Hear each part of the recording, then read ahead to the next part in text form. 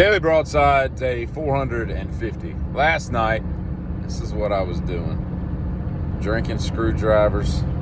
I'm eating homemade pimento cheese. Not homemade by me, by some grandmother, which was delectable, by the way. Just a hint of spice. And I was watching Lolita, Kubrick's black and white classic from the 60s. I gotta tell you, that's how I roll, number one. And B, I don't like James Mason's voice. I didn't like it in North by Northwest. I can't get into his voice, man. He's weird. But that Sue Lyon, even though she was 14, she's a pretty little girl. They cast her well, I guess. Most everybody's dead in that movie, except, I think, Shelley Winters is dead. Everybody's dead in that movie, except I think Sue Lyon is still alive. But a great film by Vladimir Nabokov, also referenced in the police classic Don't Stand So Close to Me, the Russian novelist. Anyway, I just passed on the highway a black and red Chevy van from the early 80s, and it was painted exactly like the A-Team van, and it said A-Team pressure washing. That's a weird outfit for your business model. I pity the fool, don't let me pressure wash the driveway, you know.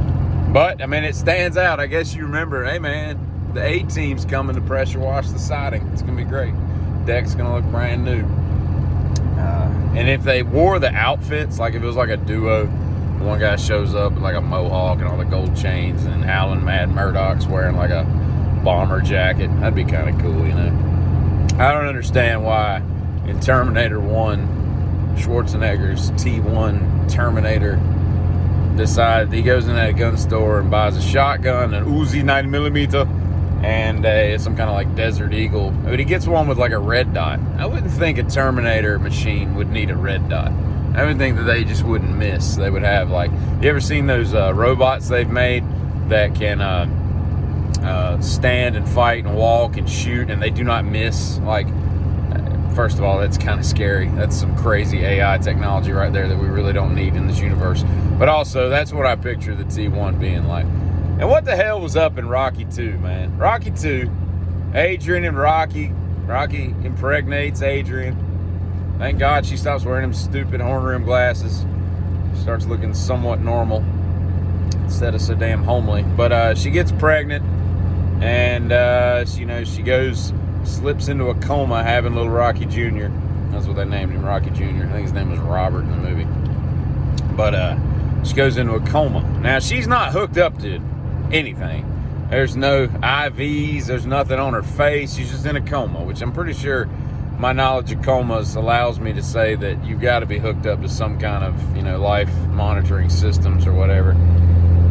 So that just seems a little odd. But Rocky decides he's not going to see the baby until she comes out of the coma. And I'm thinking to myself, what if she'd have been in the coma until he was like 12? Like, eventually the hospital will be like, you need to take the damn baby home.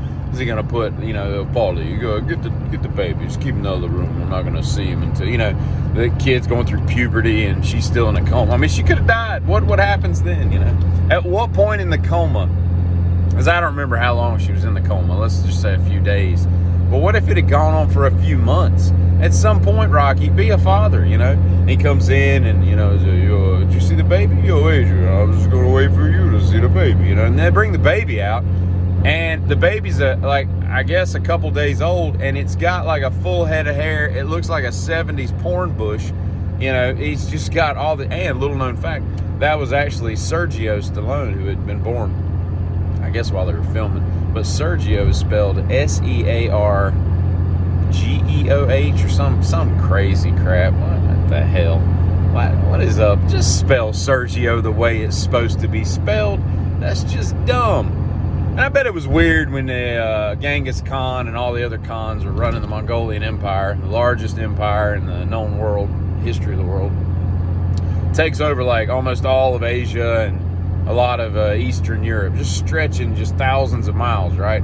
It must have been odd, like getting the message back to Genghis back in Mongolia that, hey, we took over, Oman, we took over Kazakhstan, which didn't really exist back then, but we took over Poland and all this stuff. It would have taken like a month to get back to him. Like, how would they have been able to keep track of what all area they really owned. It's not like they could, Morse code back to there's no Pony Express they could deliver mail with. Just, hey, tell them back at the house that we took Poland, and I guess they just pass it on, or somebody just rides a horse for about a week and a half and gets back over there. God, can you imagine riding a horse across Asia? Asia is a lot more mountainous than we give it credit for. We think of it as flat for some reason, but it is not. Afghanistan, for example, is just one big mountain. You know what I mean? All right, keep it between the lines and giddy up. Giddy.